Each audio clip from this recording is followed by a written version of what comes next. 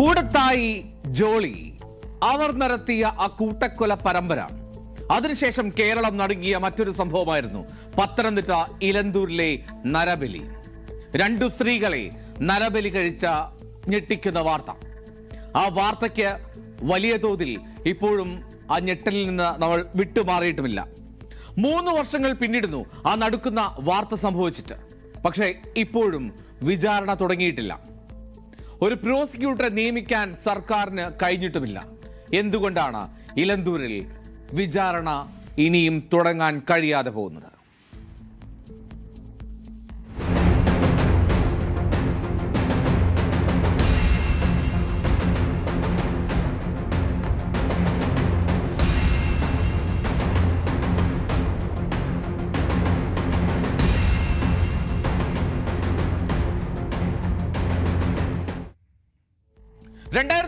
ഒക്ടോബറിലാണ് കേരളം ആ നടുക്കുന്ന വാർത്തയിലേക്ക് എത്തിയത്. പക്ഷേ ഇന്നുവരെ വിചാരണ തുടങ്ങാൻ കഴിയാതെ പോകുന്നത് എന്തുകൊണ്ടായിരിക്കാം? ഒന്നേയുള്ളൂ ഉത്തരം: ഒരു പ്രോസിക്യൂട്ടറെ നിയമിക്കാൻ സർക്കാരിന് കഴിഞ്ഞിട്ടില്ല. ആദ്യം ഒരു പ്രോസിക്യൂട്ടറെ നിയമിച്ചു. പ്രതികളുടെ അറസ്റ്റിന് ശേഷം ഏറെ വേഗം തന്നെ അന്വേഷണ ഉദ്യോഗസ്ഥർ കുറ്റപത്രം സമർപ്പിച്ചതാണ്. വിവാദങ്ങൾക്കൊടുവിൽ അഡ്വക്കേറ്റ് ഉണ്ണികൃഷ്ണനെ സർക്കാർ പ്രോസിക്യൂട്ടറായി നിയമിക്കുകയാണ്. പക്ഷേ ഈ കൂടത്തായി കേസ് ഉൾപ്പെടെയുള്ള തിരക്കുള്ളതിനാൽ അഡ്വക്കേറ്റ് ഉണ്ണികൃഷ്ണൻ പിന്മാറുന്നു. അതിന് പിന്നാലെയാണ് അഡ്വക്കേറ്റ് അനിൽകുമാറിനെ പ്രോസിക്യൂട്ടറായി നിയമിച്ച് ഉത്തരവിറങ്ങുന്നത്. പക്ഷേ അവിടെയും അഡ്വക്കേറ്റ് അനിൽകുമാറും ആ ദൗത്യത്തിൽ നിന്ന് ഒഴിവാവുകയാണ്.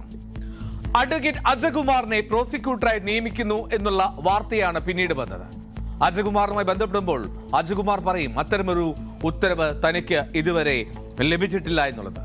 എന്തായാലും പ്രതികൾ നൽകിയ ജാമ്യാപേക്ഷ ഈ വരുന്ന ഡിസംബർ 6 കോടതി പരിഗണിക്കുകയാണ്. അപ്പോൾ പ്രോസിക്യൂട്ടർ ഇല്ലാതാവുമ്പോൾ എന്തായിരിക്കും സ്ഥിതി? ഇങ്ങനെ അനന്തമായി വിചാരണ നീട്ടിക്കൊണ്ടുപോകാൻ കഴിയില്ല എന്ന് കോടതി വ്യക്തമാക്കിയിട്ടുണ്ട്. വലിയ തോതിൽ വിമർശനം ഏറ്റുവാങ്ങേണ്ടി വരും ഇക്കാര്യത്തിൽ കൃത്യമായ നടപടി ഉണ്ടായില്ല എങ്കിൽ. നമ്മൾ പരിശോധിക്കാം അന്ന് ഇലന്തൂരിൽ എന്താണ് സംഭവിച്ചത് എന്ന്. ആ നാട്ടുകാർക്ക് ഇപ്പോഴും അതിന്റെ ഞെട്ടൽ വിട്ടുമാറിയിട്ടില്ല എന്നുള്ളതാണ് വസ്തുത. ആ നാട്ടുകാരോട് സംസാരിക്കുമ്പോഴൊക്കെ ആ ഒരു ഞെട്ടൽ ഇപ്പോഴും അവരുടെ കൺമുന്നിലുണ്ട്. അത്രമാത്രം നടുക്കുന്ന സംഭവങ്ങളാണ് അവരുടെ വീടിന് ചുറ്റും നടന്നത് എന്നുള്ളതാണ്. ഭഗവത് സിംഗിന്റെ വീട്, അയാളുടെ ഭാര്യ, 1 ഏക്കറോളം വരുന്ന പുരയിടം, മുഖ്യപ്രതിയായി മുഹമ്മദ് ഷാഫി എന്നയാൾ. ഇതിലേക്കൊക്കെ എത്തിയത് എങ്ങനെയാണ്? ഈ ഭഗവത് സിംഗിന്റെ വീട് അതൊരു ഒറ്റപ്പെട്ട പ്രദേശമാണ്. ആ പ്രദേശത്തോട് ചേർന്ന് ഒരേ ഒരു വീട് മാത്രമാണുള്ളത്. ആ വീട്ടിലുള്ള CCTV ആണ് ഇതിലേക്കെല്ലാം വെളിച്ചം വീശിയ ആ നിർണായകമായിട്ടുള്ള തുമ്പുണ്ടാക്കിയത്. നേരത്തെ പറഞ്ഞതുപോലെ ഏത് നിഗൂഢതയിലേക്കും വെളിച്ചം വീശുന്ന ഒരു അപ്രത്യക്ഷമായിട്ടുള്ള കണ്ണുണ്ടാകും. അതായിരുന്നു ആ വീട്ടിലെ CCTV. ഈ വീടിന്റെ ഉടമ, അദ്ദേഹത്തിന്റെ പേര് തൊടുപുഴ സ്വദേശിയായിരുന്നു. അദ്ദേഹം അധികം നാളായില്ല ഇവിടെ സ്ഥലം വാങ്ങി താമസം തുടങ്ങിയിട്ട്. ജോസ് തോമസ് എന്നാണ് അദ്ദേഹത്തിന്റെ പേര്. അദ്ദേഹത്തോട് ഇന്ന് ഞാൻ സംസാരിച്ചു. 20th അവറിൽ അദ്ദേഹത്തിന്റെ പ്രതികരണം തേടി. ആ നടുക്കത്തിന്റെ ഓർമ്മകൾ പങ്കുവെക്കുകയായിരുന്നു ഓരോ സംസാരത്തിലും ജോസ് തോമസ് പറയും അന്ന് ആ ഇലന്തൂരിൽ അദ്ദേഹം നേരിട്ട് കണ്ട കാഴ്ചകൾ. ഒന്നും അങ്ങനെ ഉണ്ടായിട്ടില്ല. കാര്യം എന്താ വെച്ചാൽ അവർ സാധാരണ മനുഷ്യരെ പോലെ തന്നെ ഇവിടെ നമ്മളെ സാധാരണ ആൾക്കാരോട് എല്ലാ കാര്യത്തിലും ഇടപഴകി ജീവിച്ചുകൊണ്ടിരുന്ന ആൾക്കാരായിരുന്നു. ഞങ്ങളെ ആർക്കും സംശയം വരുന്ന രീതിയിൽ അവരുടെ ഭാഗത്തുനിന്ന് ഒന്നും ഉണ്ടായിട്ടില്ലായിരുന്നു ഇവിടെ. കാരണം വെച്ചാൽ എന്നും വരുന്ന പോലെ ഈ കാല് തിരുമാനും മറ്റുള്ള ആൾക്കാർ തിരുമാൻ വേണ്ടി രോഗികളായിട്ട് ആൾക്കാർ വരും. നമ്മുടെ വീടിന്റെ ഫ്രണ്ടിലാണ് അവിടെ ഈ വണ്ടിയൊക്കെ ഇടുന്നത്. അപ്പൊ അങ്ങനെ ആൾക്കാർ വന്നു പോകുന്നതുകൊണ്ട് ഞങ്ങൾക്ക് ഒരു സംശയങ്ങൾ ഒരിക്കലും ഇല്ലായിരുന്നു. അതുകൊണ്ട് അവർ സംശയിക്കത്ത രീതിയിൽ അവരുടെ ഭാഗത്തുനിന്നൊന്നും ഞങ്ങൾക്ക് ഉണ്ടായിട്ട് കണ്ടിട്ടില്ല.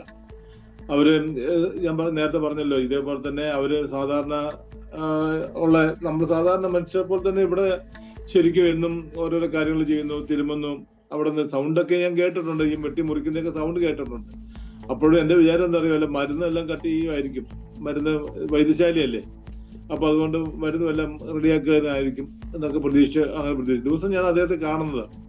എന്റെ ഒരു മതിലിന്റെ ഒരു സൈഡിലാണ് ഇവരുടെ തിരുമുന്ന സ്ഥലം. അപ്പൊ എന്ന് കാണുമ്പോഴും ഞാൻ ഇപ്പൊ ഗുഡ് മോർണിംഗ് പറയും, അദ്ദേഹം ഗുഡ് മോർണിംഗ് പറയും. അത് കഴിഞ്ഞിട്ട് ഒരു 9 മണിയൊക്കെ ആകുമ്പോൾ 2 പേരും കൂടി ബൈക്കിൽ ഇങ്ങനെ പോകുന്നതാണ്. പക്ഷെ കൂടുതൽ പുള്ളി ആരുമായിട്ട് ഫേസ് നമുക്ക് തരാറില്ല.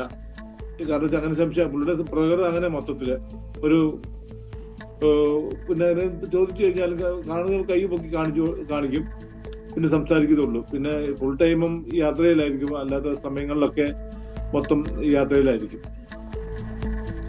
ജോസഫ് ചായൻ പറഞ്ഞത് കേട്ടോ? ജോസഫ് ചായൻ കേൾക്കാറുണ്ട് അവിടെ വെട്ടിമുറിക്കുന്ന ശബ്ദം. അത് ഈ തിരുമു ചികിത്സ പാരമ്പര്യ വൈദ്യം കൊണ്ടു നടക്കുന്ന ആളുകളായിരുന്നു ഈ ഭഗവത് സിംഗും കുടുംബവും. അദ്ദേഹത്തിന് പാരമ്പര്യമായി കിട്ടിയതാണ്. അദ്ദേഹത്തിന്റെ അച്ഛനും ഇത്തരത്തിൽ ഒരു പാരമ്പര്യ വൈദ്യനായിരുന്നു. അപ്പോൾ മരുന്നുകൾ വെട്ടിമുറിക്കുന്നതാണെന്നാണ് കരുതിയത്.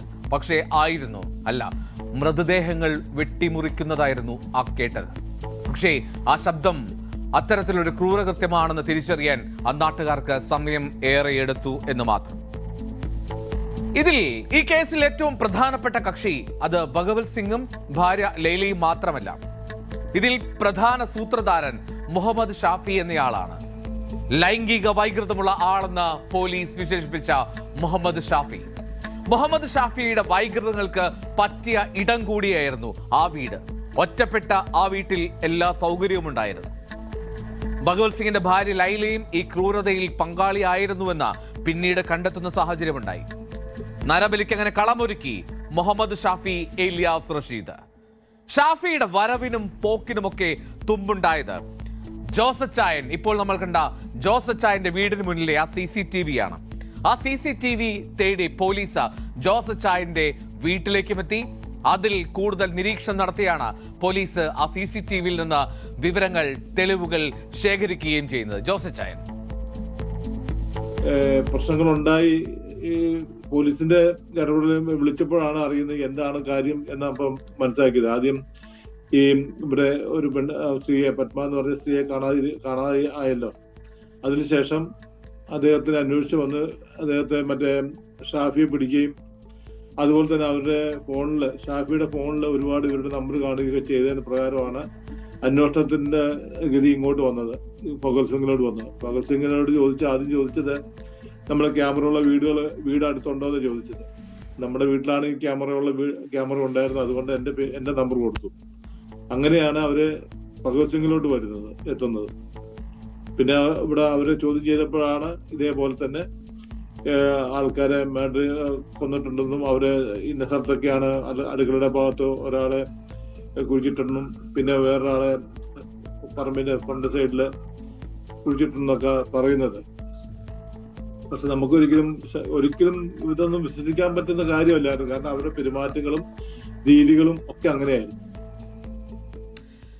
വിശ്വസിക്കാൻ കഴിയുമായിരുന്നില്ല ആ നാട്ടുകാർക്ക്. അത്രമാത്രം ഒതുങ്ങിക്കഴിയുന്ന ഒരു കുടുംബം എന്നാണ് അവർ തന്നെ പറയുന്നത്. ഇനി ഭഗവത് സിംഗിന്റെ വീട്ടിൽ പരിശോധനയ്ക്കെത്തിയ ഫോറൻസിക് സംഘം അവിടെ ഫ്രിഡ്ജിൽ, ഒപ്പം ചില പാത്രങ്ങളിൽ, ഒപ്പം അടുക്കളയിൽ രക്തക്കറ കണ്ടെത്തുകയാണ്. ഈ രക്തക്കറ കണ്ടെത്തിയപ്പോൾ അവർ ചോദിച്ചു എന്താണ് രക്തക്കറയെന്ന്. ഈ ഫ്രിഡ്ജിലെ രക്തക്കറ എന്ത് എന്ന് ചോദിച്ചപ്പോൾ ഭാര്യ ലൈല പറയുകയാണ് മനുഷ്യ മാംസം വെച്ചതിന്റെ രക്തക്കറയാണ്. ഈ മാംസം വേവിച്ച പാത്രങ്ങളും ലൈല ഫോറൻസിക് സംഘത്തിനും പോലീസ് ഉദ്യോഗസ്ഥർക്കും കാണിച്ചു കൊടുത്തു. റോസ്ലിന്റെയും ഈ രണ്ടുപേരും, പത്മം, റോസ്ലിൻ, രണ്ടുപേരുടെയും 10 കിലോയോളം മാംസമാണ് ഫ്രീസറിൽ അവർ സൂക്ഷിച്ചിരുന്നത്. ഇത് കഴിച്ചിരുന്നോ എന്ന് ചോദിച്ചപ്പോൾ ചിരിയോടെയായിരുന്നു ഷാഫിയുടെ മറുപടി. മനുഷ്യമാംസം വേവിച്ചെന്ന് ലൈല ആവർത്തിച്ച് പറഞ്ഞു. പക്ഷേ ലൈല നാട്ടുകാർക്ക് മുന്നിൽ എങ്ങനെയാണ്? നാട്ടുകാർക്ക് മുന്നിൽ തീർത്തും സാധുവായിട്ടുള്ള ഒരു വീട്ടമ്മയായിരുന്നു ലൈല. ജോസഫ് ചായൻ ഓർമ്മിക്കുകയാണ് ലൈലയെ കണ്ട കാര്യം. അങ്ങനെയൊന്നും തോന്നിയിട്ടില്ല. കാര്യം എന്താ വെച്ചാല് ഈ അവരുടെ ഭാര്യ ലൈല എന്ന് പറഞ്ഞ ആ സ്ത്രീയെ അവരെ സംബന്ധിച്ചിടത്തോളം അവര് കൂടുതലും പുറത്തേക്ക് ഇറങ്ങി വരത്തില്ല, എപ്പോഴും വീടിനകത്തായിരുന്നു. പിന്നെ കാണുന്നതെന്ന് പറഞ്ഞാൽ ഒരു 9 മണി 9:30 ആയി കഴിയുമ്പോൾ രണ്ടുപേരും കൂടി ബൈക്കിൽ പോകുന്ന മാത്രമേ കാണുന്നുള്ളൂ. അല്ലാത്ത സമയങ്ങളിലൊന്നും പുറത്ത് ഇവരെ കാണത്തില്ല, ഇവരകത്ത് തന്നെയായിരുന്നു. അല്ലാതെ പുറത്തിറങ്ങി ആൾക്കാരോട് സംസാരിക്കാനും മറ്റുള്ള കാര്യങ്ങളൊന്നും ഇവിടെ അവര് മുഖം കൊടുക്കാറില്ലായിരുന്നു. പിന്നെ ഈ പറഞ്ഞ പോലെ നമ്മൾ ഈ സംശയിക്കാൻ രീതികളൊന്നും ഞങ്ങൾ ഇതുവരെ കണ്ടിട്ടില്ല അവരുടെ ഭാഗത്തുനിന്ന്. പൊതുവെ ഇവരുടെ കേസ് എന്തായി എന്ന് പലരോടും ചോദിക്കാറുണ്ട്. ഇപ്പൊ ഇവർ എവിടെയാണ്, ഇപ്പൊ കോടതി കേസ് എന്തായി എന്നൊക്കെ ചോദിക്കാറുണ്ട്. അപ്പൊ ഞാൻ പറഞ്ഞിട്ടുണ്ട് ഇതുവരെ പോലും കേസ് വിളിച്ചിട്ടില്ല. വിളിച്ചിട്ടുണ്ടെങ്കിൽ ഞങ്ങളെയൊക്കെ വിളിക്കേണ്ടി, ഞങ്ങളൊക്കെ സാക്ഷികളാണല്ലോ. അപ്പോൾ തീർച്ചയായിട്ടും അത് അങ്ങനെ ഒരു സംഭവം ആരും ഉണ്ടായിട്ടില്ല.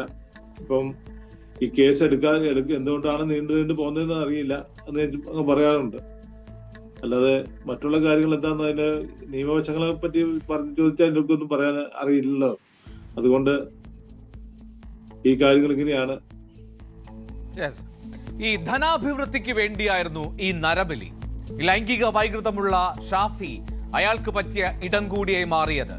അയാളാണ് ഈ ഭഗത് സിംഗിനെയും ഒപ്പം ഭാര്യ ലൈലയും ഈ നരബലിയിലേക്ക് എത്തിക്കുന്നത്. ഞാൻ നേരത്തെ പറഞ്ഞല്ലോ ഒരു കാര്യം, അതായത് ഈ വേവിച്ച മാംസം, മനുഷ്യ മാംസം അത് കഴിച്ചിരുന്നു. അപ്പോൾ ഷാഫി അന്വേഷണ ഉദ്യോഗസ്ഥർക്ക് മുന്നിൽ ചിരിക്കുകയാണ് ചെയ്തത്. ഈ ഭഗത് സിംഗിന് ഇത് കൊടുക്കാൻ ശ്രമിച്ചപ്പോൾ അദ്ദേഹം കഴിച്ചില്ല, വായിൽ തിരികെ വെച്ച് കൊടുത്തു. അപ്പോൾ തുപ്പിക്കളഞ്ഞു എന്നാണ് ലൈല പറഞ്ഞത്. ഈ നാട്ടുകാർ സാധു എന്ന് വിശേഷിപ്പിച്ച ലൈലയാണ് അത്തരത്തിൽ അന്വേഷണ ഉദ്യോഗസ്ഥരുടെ കാര്യങ്ങൾ പറയുന്നത്.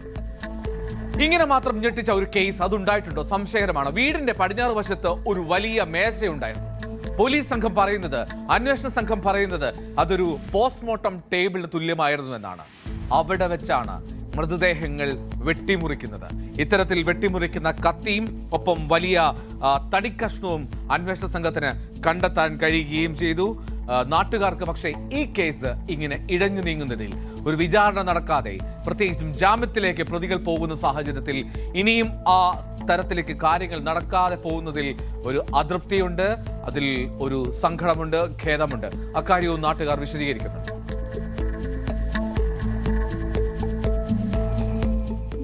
അതിനെപ്പറ്റി ഒന്നും സൂചനയില്ല. ഞാനും പറഞ്ഞു കേട്ടിട്ടുണ്ട്. ഞാൻ ഈ പറഞ്ഞ പോലെ ഞാനൊരു 3, 4, 5 വർഷത്തോളം ആയിട്ടുള്ള ഇവിടെ വന്ന് താമസിക്കാൻ തുടങ്ങിയിട്ട്.